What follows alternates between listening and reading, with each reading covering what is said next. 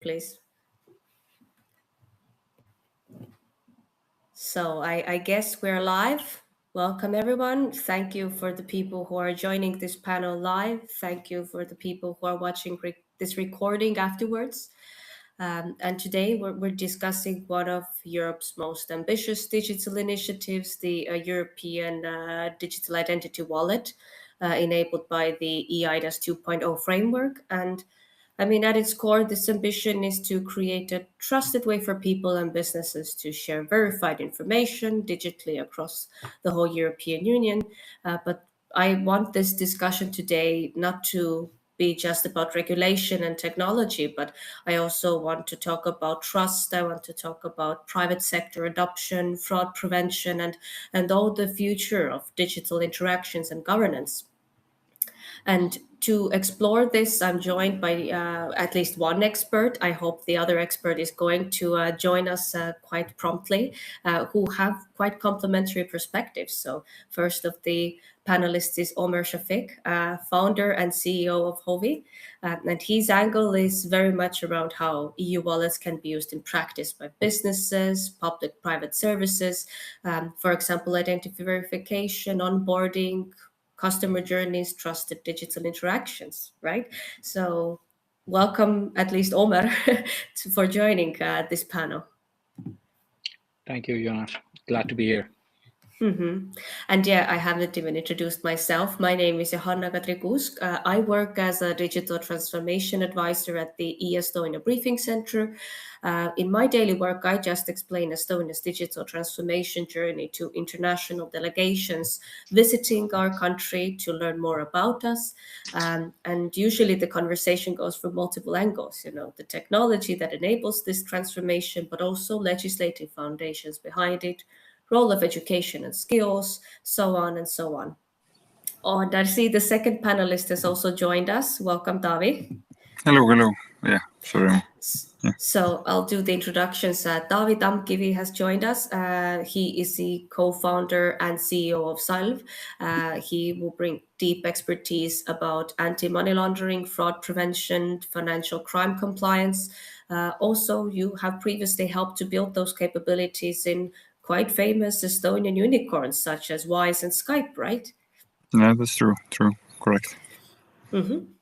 So let's just start with the panel. Let's not waste any more time. And I was thinking about starting with the basics. So maybe, Omer, you could explain to the listeners who are not very deeply familiar with it. How would you briefly explain what the EU wallet is, why it matters, and what problem it's trying to solve? Sure. Thank you for the question, Joanna. If I have to put it simply, I'd say from point of view of the citizens of EU, these are just mobile applications in which a citizen can have a digital version of their identity, like their driving license or a digital ID in it, and it could be used in your day-to-day interactions to prove your ID, while maybe when you need to show your ID when you pick a package from post office, or maybe when you go buy a beer for a weekend and you need to prove your age. And of course, although this enables a lot of use cases, it does have a unique element to it, which is that this concept is and the way it is built, this new digital identity, the EUDI wallet-based identity, it is more privacy preserving, which means that the consumers or the citizens are in control of what they share and who they share it with. So it enables something called selective disclosure. You choose that what attributes of those interactions of your identity you want to share during these interactions, and who you are sharing it with. Are they a trusted, relying party or an authority that you want to trust? So ultimately, bringing the trust back to the citizens in their own hands, unlike current systems where there is a centralized service. Most of the times in Nordics, these are banks or some eID services who control uh, uh, your identity on your behalf, where when you want to verify yourself online, you need to basically authenticate yourself with these third-party services like banks, and then they give the proof to the verifying authority that yes, this person can be trusted. Them being as an intermediary in this. So I think you both agree that with this EU wallet, we are not just talking about a new cool technical tool, but a broader change in how digital trust works in Europe. Very, very likely. So the way I see it is that it has been long coming. Uh, we are decentralizing the trust, or if you don't want to use that term, then I would say making it more sovereign, giving it back to the people. Just like with GDPR, it gave the rights to the data protection back to the people, where that you control your data, you have the right under the GDPR to basically ask for removal of data if you don't want it somewhere in any service. Just like that here in this under eIDAS 2.0, you have the ability to control who accesses what and how much of your personal information.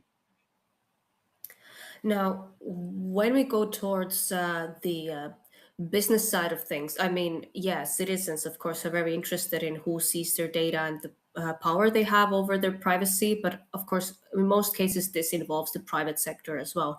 And I guess this next question is more for Davi. I mean, these types of technical solutions come with their own security standards and responsibilities.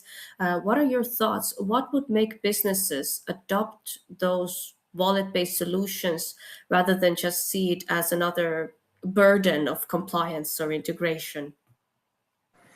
Yeah, thanks for that.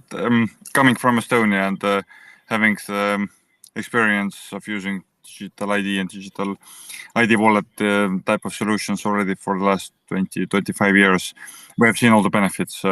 But when people are discussing or asking like what made it possible or what made it so scalable across the industries, I think one thing was that it was like mandatory to start using the ID card, but also there were like in the beginning there were like some killer apps or killer applications where people could really use it, like logging into the banks or like paying your taxes and logging in and signing your submissions. So basically there were like only very few really life-changing things that people really liked and companies also liked, and that made the penetration of the digital ID so broad, and I think that's one of the key aspects that we see now in across Europe as well now, is that in each country actually what will be the killer app, not the app, not the iPhone app, but like application in general, like what would actually make like a large portion of people to join and start using it. Because like I think the key thing is that the eIDAS wallet, as much as I know, initially at least, it's a voluntary thing for the citizens, right? And like if it's only 1% of the people who are tech savvy early adopters use it, then for the whatever are the companies, there is no financial or economical incentive to build thing for this 1%. So someone has to come up with a really clever thing which quickly gets it from 1 to 10 or 20, 50%. And what it will be, again, looking around, financial services, online shopping, government services. If we speak about governments, then if like again tax submission, tax filing, if it's made mandatory to use your digital wallet, something like that, I think will help. But I don't have the top 3 things that will actually change the world. I guess some of those things are already happening. The first thing that came to my mind with your answer is the EFTI change, changing the whole logistical process and paperwork around transporting goods from paper-based to digital. That is something that is currently happening and is probably going to be made mandatory for anyone who is going to transport some goods from one side of Europe to another. So I completely agree with you. Something should be made mandatory as well. But question to Omer, where do you see the strongest practical use cases for the wallet in the near future? In the private sector, I mean, because you have so much experience with consulting private companies in this too. So I'm going to be My answer is a bit more practical based on what we see right now, how different countries in Europe, all 27 of them, are approaching these wallets. Some of them are really ahead, which means they have already done a soft launch of their wallets. Some are still in the stage where they are opening up tenders, and some are still thinking about it, or they're not so clear about when is it happening. So that being said, there's one common element that is very obvious, which is that what these wallets are going to have inside them, and that's what defines that what use cases or what first impact it's going to create for the citizens or for consumers of this wallet. And there are three very basic digital credentials that have been very focused on across all different actors who are currently focused on building their own EUDI wallet. Like that includes at the moment Denmark with Alt ID, France with France Identité, and Germany with the German EUDI wallet. At least those I am very well aware of, and we work with them as well. So we are much connected with them about this. Now, in all of these that I'm speaking of, and since these are the major economies who are leading this development in a way because they are most ahead than others, then they're defining what are those first use cases. And as I mentioned, they're based on these first credentials. So there are three areas that I see as the credentials in the wallet are going to be the PID. The PID is a full form for personal identification data, which is a credential that has your personal information about your name, age, nationality, and some other information about you as an individual. And then there is age credential, which has nothing but a proof of that you are above 18 or above 21 or above 60. So creating without age, sharing your age without sharing your date of birth. So enabling that. And then the third one that has gotten more interest is the photo ID, which is a form of a digital travel credential, a DTC, which will eventually enable people to have a smoother experience when they travel cross-border. Maybe cross-border across Europe, I would say.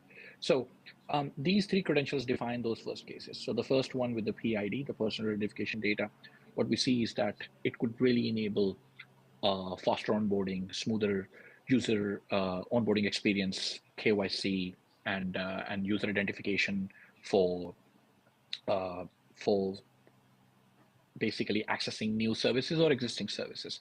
As Tavi mentioned, that these are still going to be optional, which means the citizens are going to be given option that they could use their current existing eID solutions that they originally used, or they have this option to use the EUDI-based credential, which is going to be in their wallet. So they have a choice. And adoption, maybe that's a question we could tap separately. But in terms of use cases, personal identification data will enable onboarding and KYC much more aggressively and simply, I would say, for many people, and not just within the locality or in the same demographics, but also cross-border. That's where it gets more fun, where a person in Estonia can actually, when they're in Finland, they don't need to worry too much about, okay, how do they verify themselves? If they forgot their, let's say, ID at home, they could just use the PID from the digital wallet to verify themselves. It should be acceptable because it is the equivalent of your physical ID. Now, on the other side, I mentioned two more: the not the driving license, the age Age credential and verification? the age credential and the photo ID. For the age credential, it's simple. There are a few areas where you definitely need that without revealing the much information about the person who's using it, like alcohol, maybe specific test results in medication or like in the healthcare sector where you don't want to reveal much information, and then likely in iGaming when you are working with some maybe betting applications online or whatnot, you need to prove the age. Accessing explicit content that is age specific, restricted. Then with the photo ID, as I mentioned, it's more about traveling. So The first case that we saw, that France also, with the French government, they also did a small proof of concept for it in their last Unfold event, was that people should be able to get this photo ID, which is a sort of an equivalent of a travel document that could be used to verify you when you are traveling in specific situations. For example, when you're going to board a plane, you need a boarding pass and you need a travel document. When you are traveling across Europe in a Schengen state, you usually don't need your travel document most of the times, but there are few times when you need it, and one of those places is when you actually need to board a plane, and a photo ID could actually be replaced when you there, where you could just show your boarding pass and also validate your photo ID via the same wallet, while the boarding pass could also be in the same wallet for you, and then creating a much more smoother experience for travel for users. Of course, a better extension of that is that, okay, maybe you could also use it for cross-border travel outside of EU, maybe as well in future, perhaps. But at the moment, these three cases that we see are much more actively being worked on and explored. And I will add a bonus one for the fourth one, which is the payments that we've seen a lot of interesting work being done on in some consortiums also with the business wallets as well, where people are looking at how EU digital identity wallets could be used to verify payments and age in fusion, in combination together, or also maybe do payment authorization, basically. To draw this business section of this panel to a close, just one last follow-up question to Omer. You are working with companies a lot. What do you see? What are the most common misconceptions that companies have about these opportunities that the EU wallet could give them? Well, I think the most common misconception is about the data itself. I think people don't understand the gravity of where how much data can they actually retain or store, and what can they do with that data, because this is all under eIDAS 2.0, and we with our organization are an intermediary which helps relying parties to verify people, let's say, in this scenario. And so technically we cannot store any data according to the law in this scenario, and they are the ones who are actually liable, them being the relying party. Of course, we have our liabilities in this process, but I think clarity on the roles of ecosystem is something that the reference framework is still working on, and there has been some clarity in the last few quarters in this year, but I think there's still more work that needs to be done by the end of this year until that clarity comes out. Of course, people also don't understand the impact as well, that what kind of impact it could actually have on their business, not just now but in the next decade. Because what we see now is that not only that, of course, with Europe, they are investing a lot of resources in making EUDI wallets a success across whole Europe, the time and the resources that is being invest on. But it's also that we're seeing this global phenomena where all major economies on the globe right now, in one form or the another, are actually building towards a wallet-based digital identity. If you take Japan, if you take UK, if you take Canada, Brazil, there is this sort of like a movement where all of the major economies on the globe at this point are working on some sort of a digital wallet-based identity, which is and basically Europe is paving the way, because they are building this more like a skeleton of, okay, how do you build a successful identity ecosystem, and a lot of people are following in the path by following the same standards and same credential formats and the technical setup that the EU is actually proposing in their reference framework right now.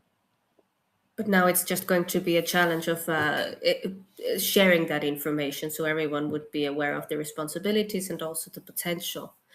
And now the next questions are more going to be aimed at Davi, because, digital and data is also a lot of basis for fraud and also for financial crime and money laundering and all of those things that you have a lot of experience with. So with prevention side, of course. So I wanted to know, does the eIDAS 2.0 or the EU wallet itself create any extra opportunities to prevent financial crime and fraud from happening in the digital space? Yes, it's a good question. Definitely, it creates more opportunities to prevent, but also it creates more opportunities to make the fraud happen, and both are true. In one level, when I'm across Europe speaking with the people in the fraud conferences and forums and AML, anti-money laundering events, then they have a great hope that eIDAS will like a digital wallet will actually help them to reduce the fraud, because as I understand, if I understand correctly, like by the end of next year, all the banks and financial institutions need to accept the authorization using your e-wallet credentials, and somehow people think that okay, that will resolve the big part of the scam fraud problem, or it's authorized push payment fraud, where the people are getting scammed by the criminals and they're sending money to the money mules, like investment scam and romance scam and so on and so on. That the e-wallets actually will help to reduce it. Now, what do we see here in Estonia is that about 1/3 of the scam fraud which is being created, it's created through the Estonian ID, like a digital ID, and that's very terrifying, especially after the 25 years of history. While people have been living in this digital society, they're still, it's like where surprisingly easy to defraud them using these e-wallets that we have, and that's the paradox. Is like from pure security wise and identity wise, it gives like bulletproof evidence that yes, this person is a David Tamkivi and does something. But we must not forget that this digital identity and e-wallets do not help to verify the intent or intention, like what I'm trying to do and why I'm doing things, what's the behavior and motivation behind the human behavior behind it, and the fact that Davi is doing something doesn't mean that I'm not getting defrauded, and that's something we have seen is like criminals are using that kind of misconception heavily, and even in Estonian society, banks and police and telecoms and others, they do know this. Still, it's super hard actually to stop the fraud, and then this is actually very terrifying to realize that criminals are able to take over your online, like the whole digital identity. It's not about defrauding you financially, but they can sign contracts on your behalf or maybe travel across the borders or whatnot. Of course, they're more after the money and taking loans on your behalf. And that's actually something that like financial institutions and crime fighters across Europe need to realize that there will be like concentrated heavy attacks against e-wallet holders, because criminals have learned a lot about how to defraud using Estonia, using Latvia and other countries where this is in place. But also it's true that it helps to detect fraud as well, but it's just one extra, or not one, but like few extra data labels or data points, which like investigators, detection engines need to take into account that, okay, I'm gathering more data points about this identity, which is good, but I cannot forget that I need to do all the other things as well to beat financial crime, actually. Mm-hmm. It's actually an interesting point that you brought out, that it's people who are mainly the weakest link, right? When we're talking about Estonia, if I'm not mistaken, last year it was 29 million euros that was scammed out of Estonian people. The biggest case was, I think, 1.6 million at one time. So it's actually, people who are getting tricked and are giving their PIN codes away. What do you think in the future, if fraud is going to adapt to those new circumstances, as now we have those new identifying elements? Will it just focus back on people, or what new forms of fraud could emerge from us moving towards a safer digital society? Just to zoom out from Estonia and zoom out from Europe, EU as well. Just before this discussion here, I was attending United Nations anti-crime agencies global roundtable, and I was listening. I was sharing our experience from this side of the world, but actually I was also like following people from Ghana and from Japan and from United States, and their dominant focus how to beat crime was actually to focus on educating the people, like preventing them to become victims, like sharing the knowledge and facts and figures from the victims. So there is like heavy focus going on that direction. So there's a big part of the society who has realized that actually we need to help people not to become victims, and that's what we do. That we do here in Europe as well, which does not mean that it can be done in the sufficient level. Like it's well said that the people are the weakest link, but it's not a buzzword. It's a true thing, right? As our technological standards are getting better and better, and all these encryption techniques and using more and more like AI detection systems and so on and so on. But still, if someone is becoming a victim, then before they make a financial operation, or before they give access to their digital wallet, they have been like nurtured, like warmed up over the weeks or sometimes even a month through the like Facebook, WhatsApps, phone calls, and so on, so on. So that's actually something which all these different technology providers and communication technology providers, they are trying to, of course, resolve also from their end, educate people, build up more detection. But that's definitely not enough. And although I am quite optimist in general, actually this complex area of the problems, which needs heavy collaboration between the different institutions inside of the same industry, between the industries, between private and public, between the countries across Europe, across the globe. So this kind of coordination task is super complex, where you know that, okay, victims are still individual persons, and criminals have mapped out this attack vectors in super high quality level. So long story is that I'm not hoping to get any technical silver bullet solutions, either be it like online e-wallets or something else, but it's like just list of components, plus also like understanding the human psychology and helping them through the trainings and education as well. Mm-hmm. I guess this answer is a great segue to the next and the biggest section of this whole panel, which is adoption challenges, trust, and all of those issues that are very human from their source. Actually, this is a question for both of you. What do you think are the biggest challenges when we're trying to introduce this new EU wallet solution to people? Is it just, education and people not knowing how to use it safely, maybe user trust, technical interoperability concerns, privacy concerns, or something else entirely?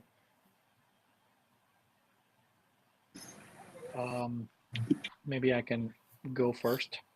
I think in my experience of working in identity from or at least the last decade, the biggest challenge has been the people, not the technology itself.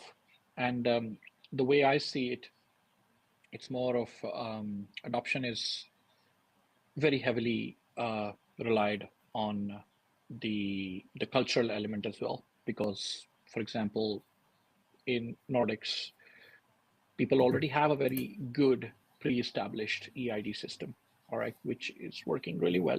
It's centralized, but it works well. But then there are countries in EU in which the eIDs have not been so successful in the past. Let's not name any, but there are a few, all right? And then there's a reason behind those eIDs not being so, or those ID projects not being so successful, because the people as a group in those countries, they tend to not like the idea of either a centralized autonomy controlling identity. They still want to prefer to physical documents because they can control them themselves. It's harder to track, let's say. So I think that's so if I have to summarize it, I would say educating people to understanding what this tech actually could unlock for you and what it can actually, like what it is a big factor that could help the adoption. But the challenge itself is the social element of how a specific group of people in a particular demographic actually adopts an eID. I think everybody has more data on a country level, that okay, how their previous eIDs have worked, and they have learned a lot from it, and they are likely going to try not to make the same mistakes again about it. So I think that's going to be one of the biggest challenges, that making people trust this new identity technology, because from when you work in cybersecurity yourself, you have that you have that knowledge about, okay, what this thing is. You realize that, okay, this is literally a digital equivalent of a physical card or a physical document, where you have the ability to take a scissor, cut the document, and it's gone because you just cut it. Now it's gone forever, right? Exactly like that. When it comes to a digital credential in an eUDI wallet, it's technically designed to be like that, that you have the ability to actually get rid of it for good forever. If you want to, you could just delete it or destroy it, and then nobody else can access it after that. Of course, since we already discussed, there are attack vectors that could impact a person. I'm not denying those, but the robustness of privacy that is put behind this technology, I think it is one of those things that if something can be digitally adopted, it could be, this has a good chance to be that. I think from my side, definitely agree with everything Omar said. But just to expand on this, like we have seen some pan-European initiatives which are being executed super fast and super well, and these are typically like a government to business types of things. Like we can discuss about, as I'm coming from the payments and financial sector, we can discuss about open banking, which was like actually forced by the government, like EU standards and governments. And again, it took a couple of years, but it was like meant for the banks and technology providers to work on. And some banks moved faster, some were slower, but actually there was like lots of great companies and great end user focused services being built actually. Another one which happened even faster was, it's a narrow thing, but it's like in the European banking system, we're using the our own SEPA 2.0 payment methods, and to make it more secure, actually, governments like EU introduced the need to verify the account holder name versus the account number. So basically, if I'm sending money to someone, then actually the responding bank or my bank needs to check if I'm sending the money to the person who actually holds this account, or is like just to ensure that I'm not being defrauded or mistreated. And it took actually 1.5 years to connect all the European banks with this kind of system provider. So it was like super fast. But in this case, now we're talking about like governments convincing consumers, end users, to do something, and that's where Omar is right, that there's cultural, there's like psychological traditions and so on. I think one example or one pillar which I wanted to bring in is that in order to make it successful, the online identity, one key learning from Estonia is that like each citizen has also unique identifier number, which is regardless of my name, date of birth, which are also there, there's unique identifier number, and every system, private or public or something else, can identify me based on this number, and I can do lots of cool stuff. And this is public information. I don't need to keep it secure. It's like public key type of thing. But now it's actually not common in every European country to have this kind of unique identifier.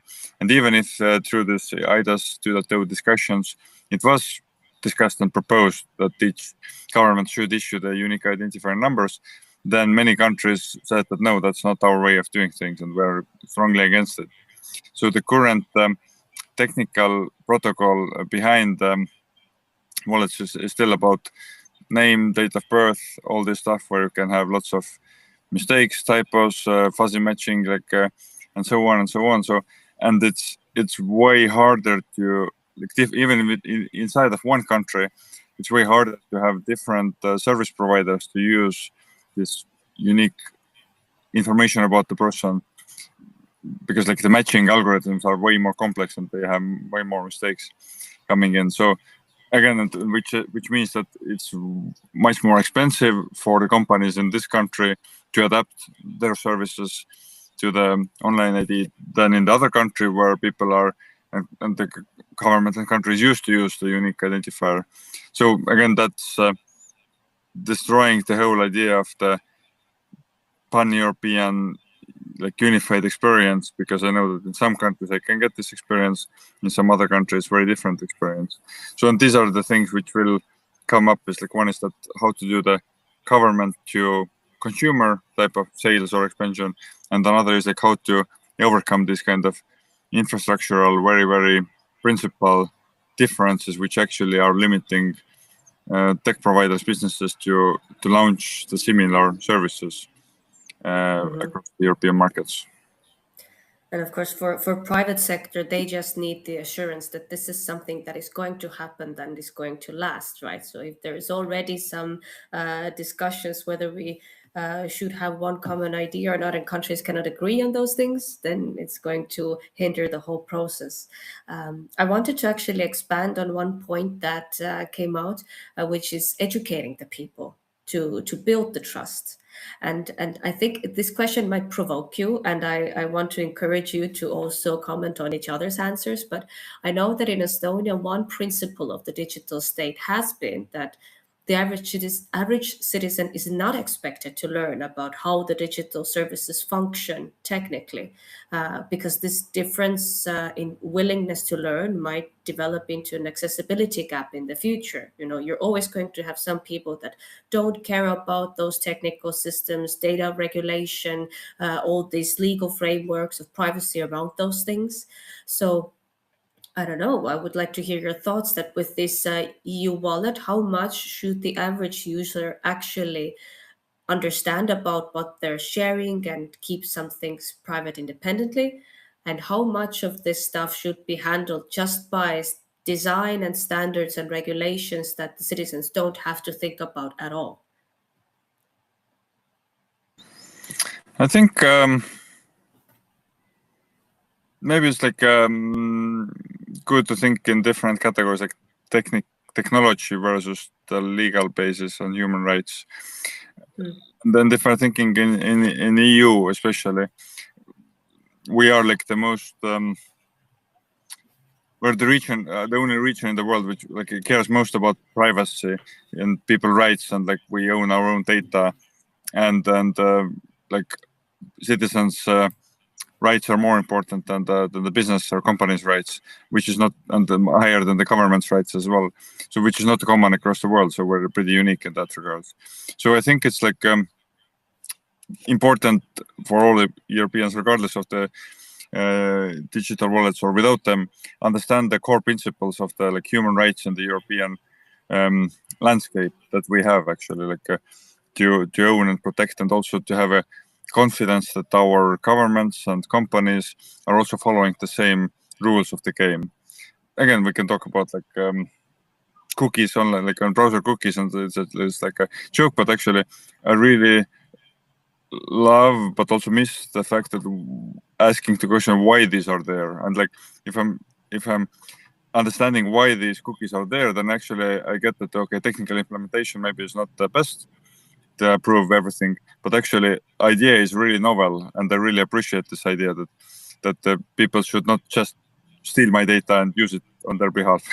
and like on that level, I think it's really important that citizens of Europe do realize what are their human rights agreed common standards, which are being dominant across our continent.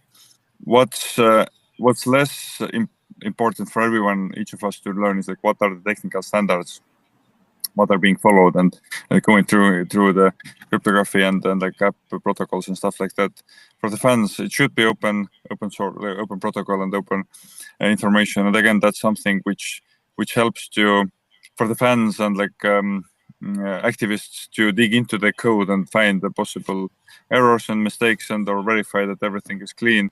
So again, it must be like the protocol wise, it has to be open for everyone.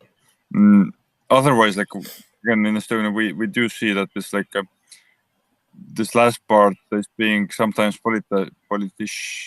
abused by the politicians, where some parties are saying that like e-elections are not secure because someone can violate and modify your vote that you have given.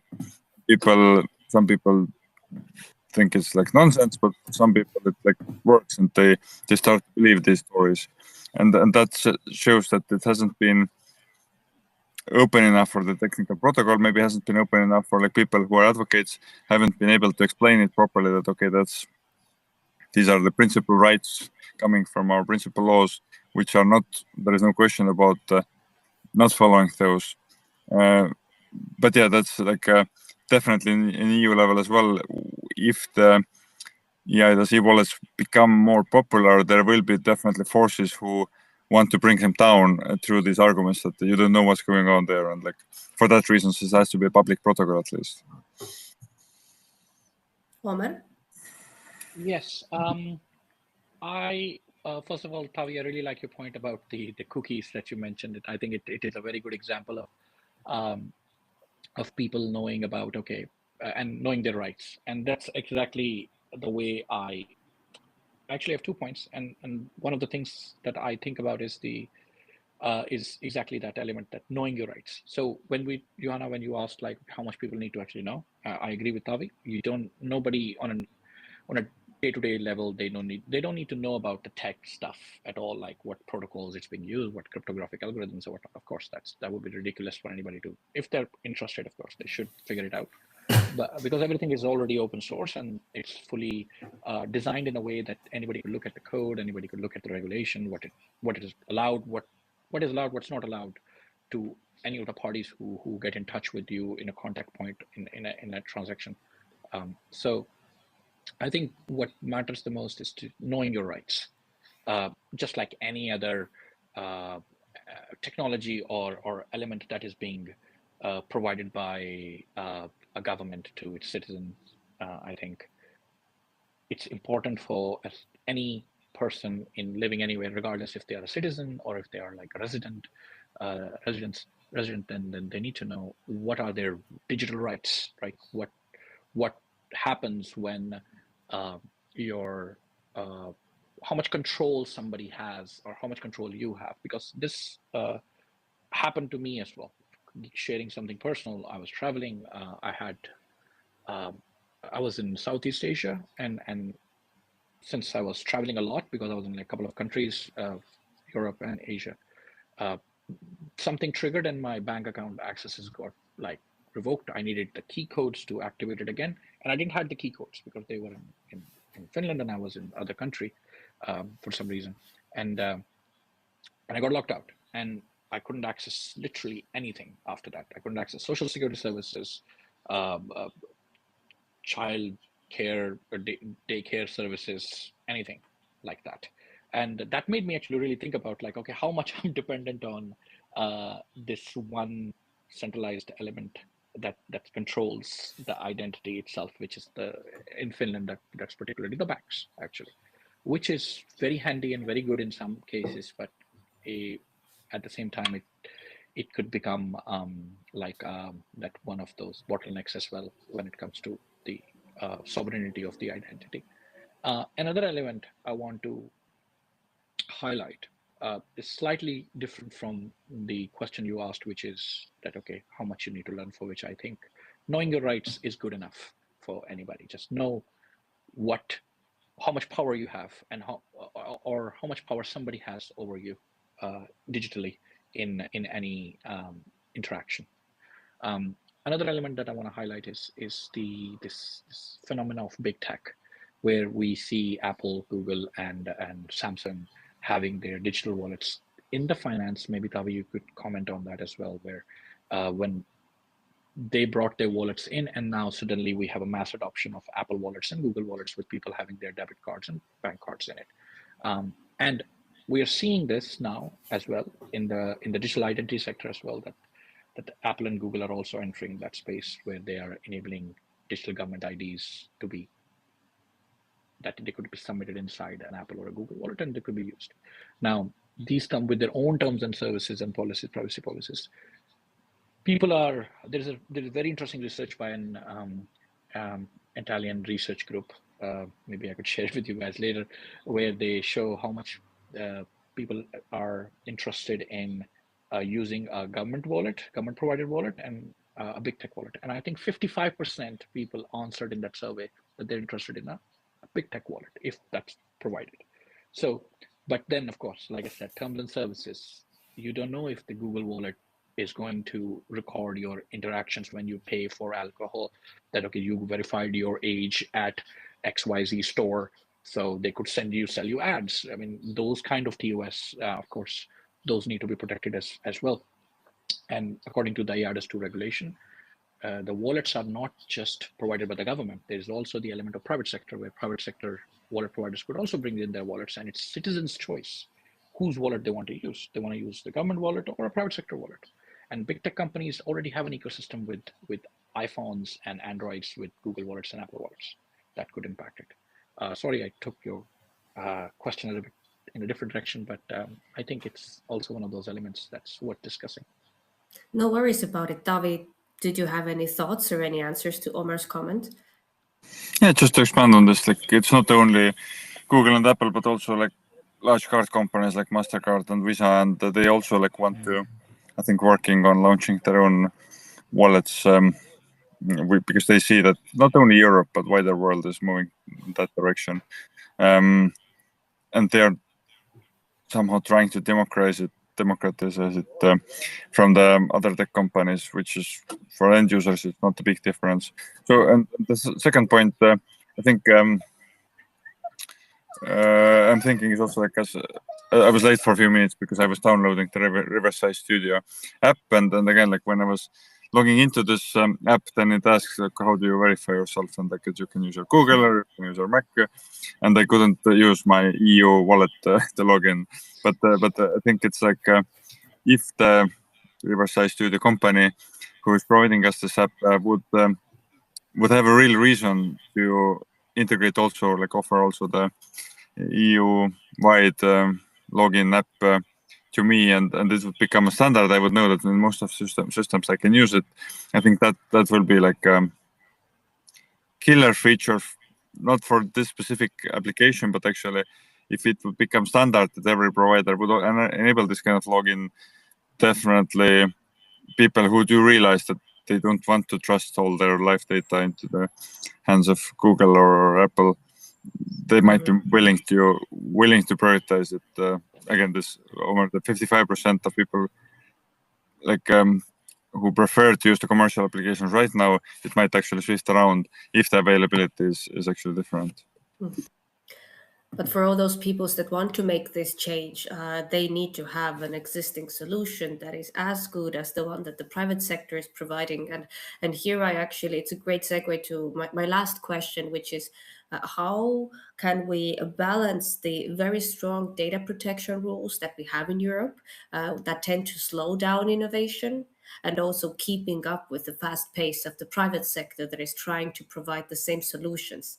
How can we find the balance and also, stay in lane with the private sector? A question for both of you. Yeah, it's I wouldn't say that the data protection regulations and requirements are the ones that are slowing down the innovation. Of course, it depends on where you're coming from.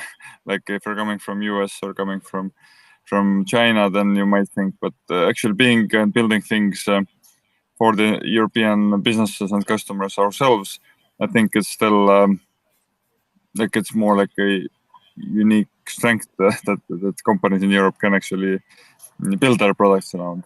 Of course, it needs more effort and more investment and all of that. But still, the thing is, like it's not the government's task to build like scalable commercial solutions. It's still for private companies. And I'm not answering directly, but like one of the ideas I have is like opportunities in the market is like if you look into the AI and agents and all of that space and that world, like there are debates or discussions around like how to treat AI agents in the legal environment or like a commercial environment. And again, like if Omer brought a good example of the e-wallet, which can be used also to verify my age that I can buy a beer. So like, how can I ask my agent, the AI agent, to buy the beer on my behalf? So like, I would like to delegate, give the legal permission for my agent to buy the beer from online store and order it for me and pay for it.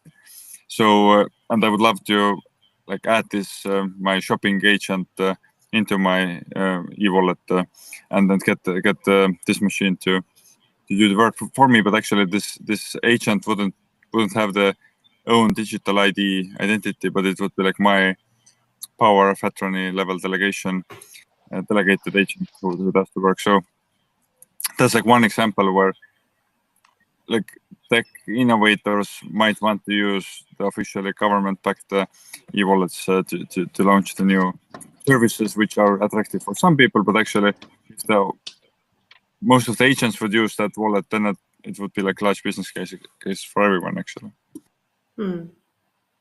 Any thoughts, Omer? I see you've I changed think, spots. yeah, I was on low battery. So I think Tavi has covered it pretty well.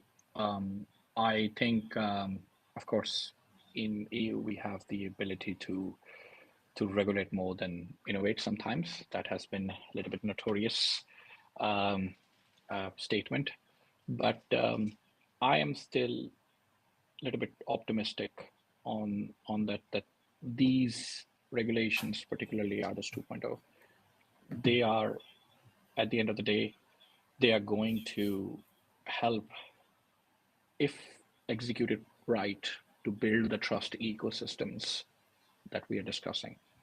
They could eventually create a much more better future. And so rather than maybe we are seeing we'll see a slower adoption rate in the beginning because of this, but I think if it starts, if the vision gets fulfilled, it could be really big. And I'm thinking non-EU big, which means that it would have its impact outside of EU as well, because the standards and the interoperability is actually cross-border and global of this concept and this technology. And I think at the end of the day, it's about not just the regulation, but it's also about the private sector, how they see it, and then how they try to build